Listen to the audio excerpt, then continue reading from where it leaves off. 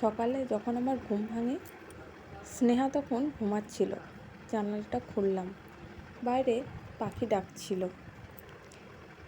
মেয়েটা রাতে অনেকবার ওঠে, ব্রেস্ট ফিডিং করাতে হয়, ঠিক করে ঘুম হয় না। দেখো আমার মুখটা,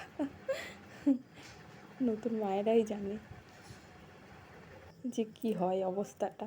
সারা রাতে অনেকগুলো নাগড়া হয়েছে, সারা রাতে অনেকবার প্রস্রাব করে, পটি করে। প্যাম্পার্স খুব একটা পরায় না, প্রচণ্ড গরম, খুব অস্বস্তি হয়, কোমরে দাগ হয়ে যায়। ন্যাকড়াগুলো ধুতে গেলাম, ভালো করে সার্ফ দিয়ে কেচে কেচে ধুয়ে নিলাম। তারপর ডেটল জল দিয়ে ভালো করে পরিষ্কার করে নিয়েছি। এই যে মেলে দিলাম। তারপর দেখো কত ন্যাকড়া হয়েছে। সারা রাত ন্যাকড়া চেঞ্জ করতে হয়।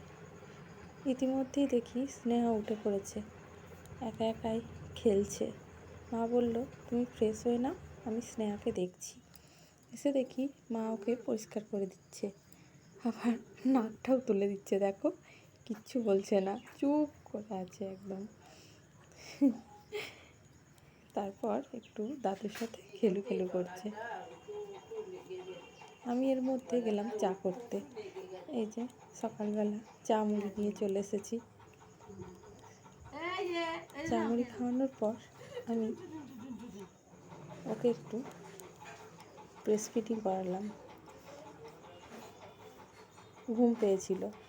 ও ব্রেস্ট ফিডিং করতে করতে ঘুমায় না। খাওয়ার পর একটু ঘুরু ঘুরু করে, তারপরে ঘুমায়। তাই মা একটু ওকে ঘুম পাড়িয়ে দিল।